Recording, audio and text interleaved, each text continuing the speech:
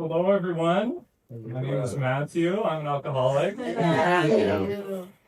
Oh, it's just such an honor to be here with you guys this evening. It's just, like when in my first month of sobriety, speaker meetings in this room made a really positive impact on me, so it's just such an honor to continue that tradition. Now I'm sitting here, and even CT, you were one of the first speakers I listened to in my first month, and now we've swapped seats.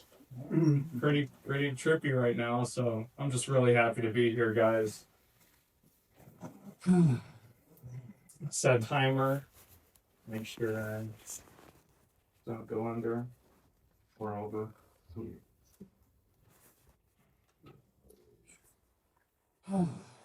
So, I grew up in Phoenix, Arizona, to a loving middle-class family.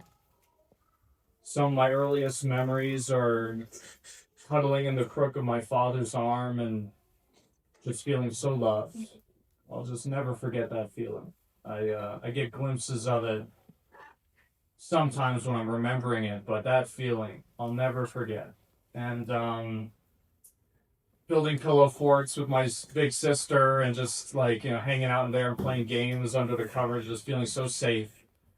And we would learn new things all the time with my dad. My dad was a stay-at-home dad, so we would hang out a lot, and I felt so good enough, so I basically had this beautiful childhood.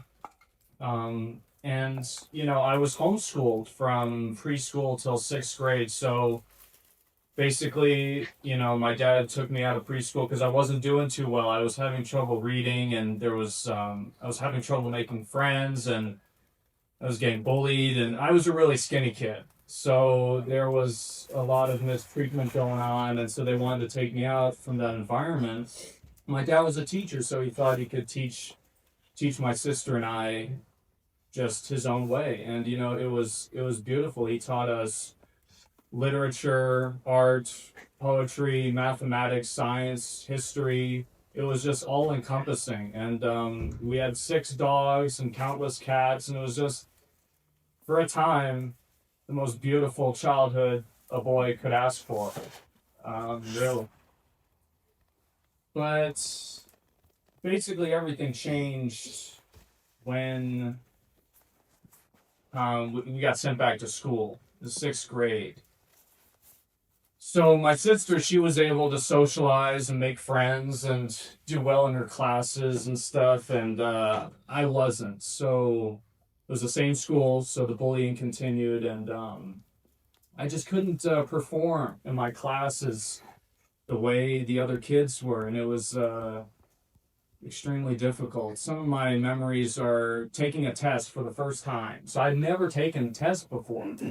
When I was in homeschool, we would just learn things because we wanted to learn them, and we would practice, but there was no test. I just remember sitting at the desk in the corner of the classroom, just sweating bullets, and the guy sitting next to me was like, "What the heck's wrong with you?" They thought I was there was something really wrong with me. They couldn't understand where I had come from, where things were. I wasn't from that environment. And I had an English teacher who was kind of a hard man, and he forced me to read out loud in front of the class, and I just remember stumbling over the words because I could read silently, but I couldn't read out loud very well, so I was just stumbling over the words, and it was just really, really painful memory there. So this is going on till high school, basically. I'm barely passing my classes, and it's leading to some pretty intense depression and anxiety. That's, I carry with that today, but it's gotten a lot better. But yeah, at the time, I hated school. I could not wait to grow up and be an adult and get out of school and just be free. I thought, becoming a drug addict and alcoholic was never part of the plan for me. As a kid, I was always fantasizing about getting older, becoming an adult. I was like, I'm going to be the adult. I'm going to be the coolest adult ever. That was my plan. I was always fantasizing about that. But, that's not exactly how things played out in my early adult years. So I graduate high school. and I kind of fall in with a group of guys that aren't exactly star citizens, let's say. And, they're drinking and doing drugs a lot. And so I fall in with them and I start smoking weed and drinking alcohol. And at the same time, I'm diagnosed with ADHD. So they prescribe me psych meds, amphetamines. So I'm doing those and I'm starting to think this is it. This is the answer. Chemicals are the answer to everything that has been troubling me in my life. I can smoke and drink alcohol for social situations. I can take amphetamines for academic problems. And all the other stuff is going to fall into place because I can finally feel okay. I'm finally recapturing that feeling of love, of good enough, of safe, like in chemicals. So I'm really like embracing this idea that I'm going to prop up this version of myself with chemical dependency. So basically go through college, the addiction's getting really bad, and I'm just separated from my support structure, my family at this time. So it's just pretty much off the rails, and I'm just smoking all day, drinking at night, and but I was able to graduate. I barely passed my classes with C minuses. That's what I had to do. And yeah, I was able to graduate. I went to this like game design college. I don't know what I was thinking at the time. I'm like struggling in school and I decide to go to this like extremely difficult college. There was like a 50% dropout rate. It was like, I don't know what I was thinking. I really believed that if I did this, if I took these drugs and I graduated this college degree or whatever, I'd be okay. I could finally fit in with society or whatever, the other kids, the other people. But I graduate and that didn't happen. I just wasn't really able to integrate very well, and then basically from 2020 to 2022, I go through an extremely painful breakup, and it just broke me. I mean, I experienced a level of identity crisis that I didn't know was even possible. Basically throughout this relationship, I'm changing who I am back and forth. And I'm like, who the heck is Matthew if I'm flip flopping so much with this other person? So that ends. And I end up deciding that I need a change of pace. I got to change my environment because it's obviously the city is the problem. Not the drugs and alcohol. That's completely fine. So that's still in full swing. So at that time, I move up here to Flagstaff, 2022. My mom pays for everything, moving to a cabin out here. And basically, things really start devolving at this point. So I'm smoking all day long weed, and I'm drinking. I was pretty methodical with my alcoholism. I would wait till 8 p.m. each night and I would drink about 8 to 10 shots of vodka. I was very particular because alcohol made me so sick, but I really wanted to get drunk. And I would just like play old video games from my childhood because I just wanted to recapture that feeling of, because the adult world was so terrifying. The idea of entering the adult world was a nightmare to me. And I just wanted to go back so bad to just being a kid again. So I did that with drugs and alcohol. Around this time, the last friend is saying goodbye. I'm losing friends left and right. Basically, to paint a picture for the kind of person I was at this time, I was extremely selfish. I was extremely judgmental towards other people. I was controlling towards other people. And I hurt other people. I hurt other people's feelings by acting this way. There's this concept in Chan Buddhism or Chinese mythology or whatever called the hungry ghost. And it's this idea of a person, no matter how much love they're given, they have the throat the size of a needle and they just can't swallow it because, the society or the family, they're like, whatever, there's some kind of problem in the emotional regions or whatever. And I've always felt like this hungry ghost where it's like I'm getting love from so many people, my family and stuff, and I just can't seem to integrate it or accept it. So I'm pushing away my family at the same time. My dad stops taking my calls. I'm alienating my mom because I'm holding on to all these resentments. That kind of leads into this other thing. At the same time, about I'm going through some serious emotional upheavals. Basically, for about 8 months straight before I got sober, I was crying every day. And I just couldn't understand what was happening to me. There were so many things were bubbling up. Childhood resentments. I was so angry. I was furious at my parents. I was so angry, and I couldn't, and it was all subconscious. I had no idea until I came out here, and just being in nature so much seemed to bring it out. And I didn't know what was happening to me. And I was still in active addiction, but something had started that I couldn't control. And it was really starting to disturb me, because I was like, why am I crying so much? I don't understand what's going on with me. So things are getting pretty bad at this point. I'm thinking a girl's gonna fix this. So I think, all right, I'll try dating, and that's gonna solve everything. Well, that ends in complete disaster, and this is like what I would call my rock bottom. Basically, everything fell apart all at once. The drugs stopped working. Alcohol stopped working. I couldn't get drunk anymore. I just got sick. I couldn't get high anymore. I just got sick. And like I said, everyone had stopped calling. Basically, I was getting to a point of isolation and loneliness that I started shaking convulsively. I didn't know that was a thing that happens when you get really lonely, but I discovered that in my addiction, that I had no idea that was something that a human being would experience. So I started really getting sick, so sick from just being alone too much. At this time, the suicidal ideation's in full swing. I have decided that this lifetime is completely hopeless. It's over. There's no hope for me.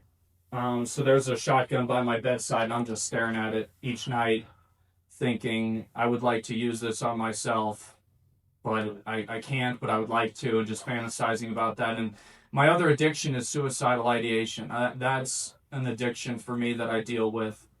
It's gotten a lot better. I'm going to talk about that later on. Things are much better now, but that was how it was. It was a very serious situation. And don't get me wrong, it's just diseased, delusional thinking, but that's where my mind was going, in this dark place. I was like, I want to not be here. So one particular night, things are really bad, and I'm breaking down, and I'm just basically begging God. I remember the prayer, and I remember where I was in the room. I was like, God, angels, Jesus Christ, whoever is here, please help me. I don't know what to do. I am going to die. If I keep using these drugs and drinking, I'm going to die either by shooting myself or something else. Like, I feel like I'm dying. I need help. Please just teach me whatever, because I could feel like there was something I needed to learn. And boy, was that true. But at the time, I was like, maybe there's something I need to learn. Yeah, there was definitely. But I'm asking the angels, or what, I'm like, teach me whatever the flip I need to learn to get out of this mess, because I'm at the end of my rope. There's nowhere else to go. Sure enough, careful what you wish for. But basically, I'm watching this YouTube video, and it's this near-death experience, and it's about this lady, and she's an alcoholic. And she says how she's drunk driving one night, and she does something stupid on the road, and she's leaning out of her car when she gets home, and she's like, I'm such a badass when I drive drunk. And she said it was like lightning came down, and a voice told her, it's the last time I can help you, and you do know the difference between right and wrong. And it was just a YouTube video, but for some reason I felt this huge, I guess, urge to just like take that message seriously, of like, I do know the difference between right and wrong, and I do know that what I'm doing is extremely wrong. I'm treating people terribly. I'm selfish and egocentric. I'm lying to my parents. I'm poisoning myself constantly. I'm getting so sick. This lifestyle that I've chosen is complete. It's killing me. I've chosen a slow suicide, and I know it's wrong. And I had all these justifications in my mind during the addiction of thinking about moral relativity, how morals are relative, right and wrong is relative. In that moment, there was none of that. There was just this absolute knowing of this is wrong, and I have to stop, or I'm gonna die. So that was August 10th, 2024. And the next day, I went to a meeting. I decided, because in the video, she was an Alcoholics Anonymous member. So she's like, hey, I went to a meeting and it helped me. So I was like, well, why not? I got nowhere else to go. There's nowhere else to go. I'm in this town. I don't know anyone here. I've lost all my friends. Family is not answering the phone anymore. So I'm like, I have to go to this meeting. It's my only hope for survival. So that's morning of August 11th, 2024. I go to the Early Birds group. And it was amazing. I mean, I encountered people who seemed to understand what I was going through. An old timer pulled me aside after the meeting and he said, hey, what's going on? I told him, I don't care if they tie me down and make me drink alcohol. I don't care if they tie me down and make me do drugs. I am done. I want to be done. I need to be done with this. I'm going to die. He said, okay, let's get 90 days. You know, I'm trying to play it cool. In my mind, I'm thinking 90 freaking days, man? That seemed like a lifetime. That seemed like a million years at the time on day one. That was day one. I thought this guy was insane. I really had no idea what I was getting into. So I say, okay, I like, faking like I'm confident. He kind of took the wind out of my sails. I was like, this is actually terrifying. He puts a big book on the table and says, you're going to start reading this and read the doctor's recommendation or whatever and come back tomorrow. So I'm like, all right, I'll come back tomorrow. So basically I come back the next day. We talk again. He's like, so you got a stash, right, of the drugs and the alcohol? And I'm like, yeah, it's still in the house. So he's like, you got to get rid of that stuff because you're going to use it again. And I'm like, yeah, you're right, but I don't know how. I can't. It's my best friend. Like, I don't know how to do that. And he's like, he told me there's only one reason why you'd want to keep that stuff. I was like, you're right. I got to do it. But I knew I couldn't do it alone. So I go home. And I'm like, I go to my mom, and I just remember walking up to her and showing her this. This is my 24-hour chip. And I was like, hey, look at this. And she was confused at first. She didn't understand. I was like, Mom, I'm a drug addict. I'm an alcoholic. I'm in trouble. And I explained the situation, and she understood. And so I went and I got 2 giant bags and filled them with all the drugs and the alcohol bottles. And I just, please take this away from me, Mom. I can't deal with this. Please, I can't throw it away myself for some reason. And she threw it away from me, and that was basically the beginning. That was like burning the ships. I don't know if you guys know the story. Cortez coming to the New World. Basically, there was a mutiny, and they wanted to go back. So Cortez, he had them burn the ships because he said the only way we're going to Montezuma is there's got to be no way back. So I had to do that. And I felt like I was jumping off a cliff. I felt like I was jumping into something that I didn't know where the bottom was. But I had to do it because I knew that going back to drinking every night and smoking every day was not going to work. It was going to kill me. So I was like, there's nowhere else to go. So I basically, at this point, I decided I'm going all in on AA. I'm throwing myself into meetings here. And I was going to about 2 meetings a day for a long time. Early birds in the morning, happy hour in the evenings. And I just started telling the truth. It took me about a month to start sharing in the rooms. I was a little nervous, a little, shy at first.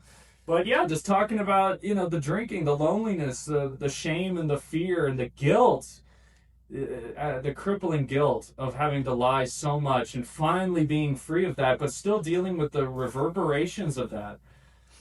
So when I started working the steps with my first sponsor, I wanted the fast track. I wanted it quick. I wanted spiritual enlightenment on day one. I wanted 50 years of sobriety. I wanted all the wisdom. And, I learned that the more I rushed, the more mistakes I made, the more resentments I picked up, the more sloppy my program was. I had to slow down. Basically, I had to learn patience. And so AA taught me that. It really made me realize that just sitting in this meeting right now is where I gotta be. I don't have to be thinking about where I gotta be later. It's right here. Sobriety is here. Sobriety is now. And it just turns out, the more slow and steady I moved, the more I was able to correct tiny errors, tiny mistakes in my recovery. And I realized that mistakes aren't a problem in recovery. See, I thought I had to do it perfectly. I thought I had to work the steps perfectly. I had to make the perfect fourth step. Everything had to be perfect. No. I could make mistakes, but I had to notice them and correct them before they became habits. That was the big thing, and resentments were a big part of that. You know, picking up resentments in this room is not hard. Discovered that real quick. I was a resentful, judgmental person coming in here thinking, and the problem is I'm thinking I'm so virtuous. I'm thinking, oh, I'm so spiritual. I got this all figured out, which made me even more judgmental and critical of other people and making me just this kind of nightmare to deal with. We'll talk about that later. But basically, just staying present and mindful in recovery has been huge for me. And this kind of leads into another thing I learned as I worked my fourth and fifth step is I had to start learning forgiveness. Coming into this program, I didn't realize just how important forgiveness was going to be. I didn't think it was going to be this like big central thing to my life, my entire way of living. But it turned out to be that way. So I just wanted to share with you guys kind of what I learned in that process. Basically, I learned that there was 4 people I had to forgive in my life in order to stay sober. The first were my parents. I had to forgive them for any perceived mistakes that I thought they made in my upbringing, and I had to let it go. And I had to just be grateful that they got me here, and that they gave me a chance to be alive, and just be grateful for that and let the rest go. And that was the hardest one. That was one of the hardest ones, because I told you guys I had all this resentment built up from just all this childhood stuff that I wasn't even consciously aware of. It just builds up, and you wake up one day as an adult and you're like, I'm messed up, man. I'm pissed off about stuff I shouldn't be pissed off about. I'm like this judgmental, terrible person. How did this happen? Like, when I was a kid, I wanted to be this great guy. And now all this has happened. So I learned this technique that helped me a lot, which is you imagine your parent as a 5-year-old child. All of us were 5-year-old children at one point, and a 5-year-old, they're so fragile. If you raise your voice too much at them, they could fall apart. So I had to learn understanding for my parents and how they were human too, and that I was a part of them. They were a part of me. That was a big part of staying sober. Second people I had to forgive were romantic partners where things didn't work out. I had to admit that I was at least partially responsible for the way things went and how I treated other people and how that affected the relationship. And I had to just wish them well and forgive and forget completely. Third people I had to forgive was everyone else who's ever done me any harm, any wrong, every crook, betrayer, liar. Everyone had to be forgiven. There could be no exceptions. I had to be absolutely thorough with this forgiveness step. These people, everyone had to be forgiven. I have to travel lightly because I'm not that strong. I can't be carrying all this stuff, all these resentments, all this. They're so wrong. They're so bad. I don't know what's right or wrong, but I know that I can't live like that. I'm gonna drink if I think in this way. I have to let it go.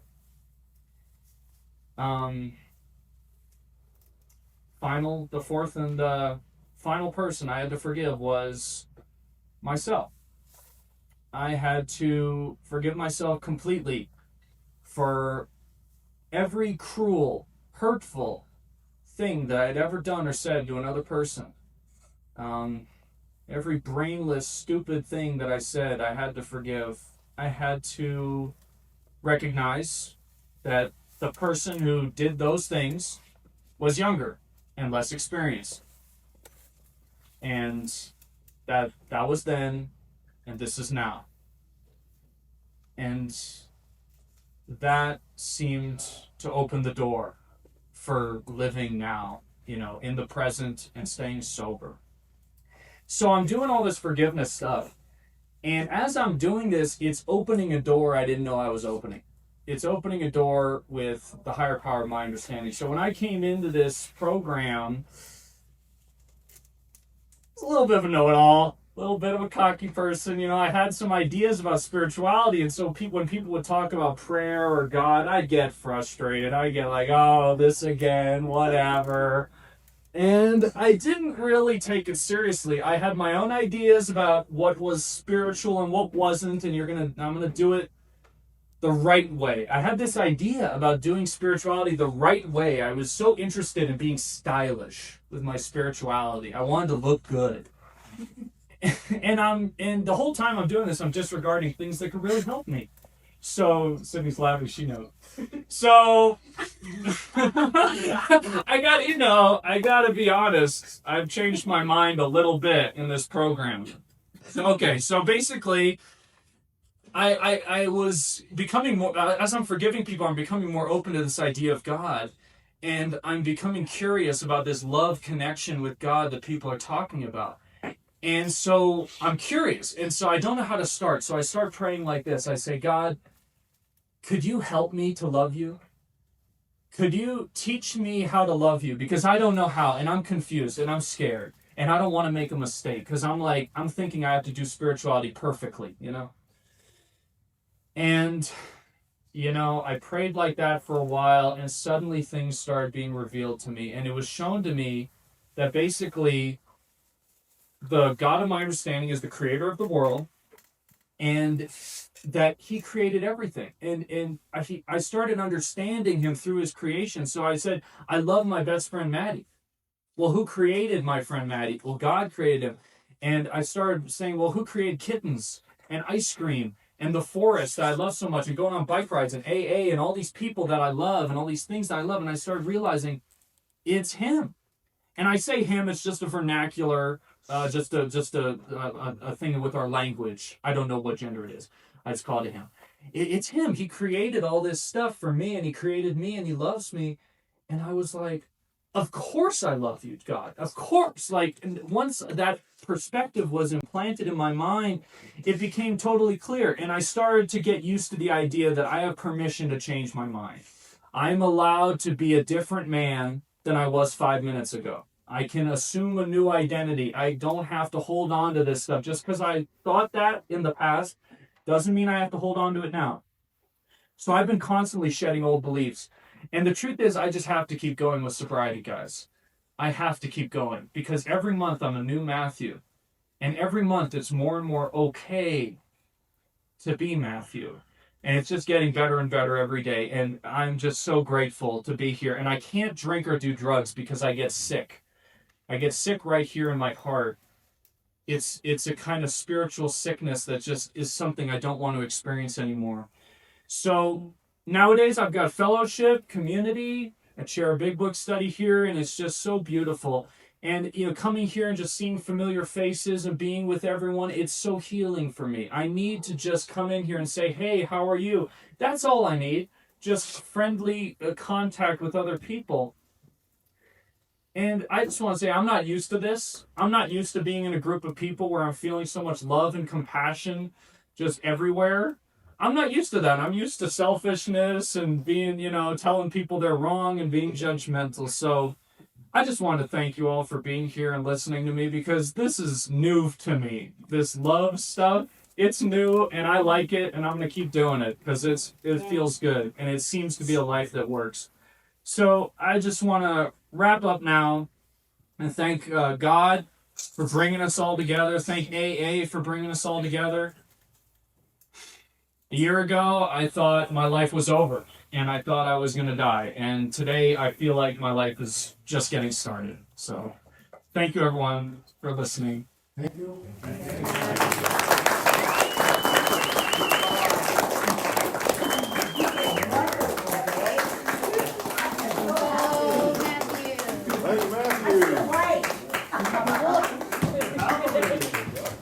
Now, Matthew, go! One more time! Well done.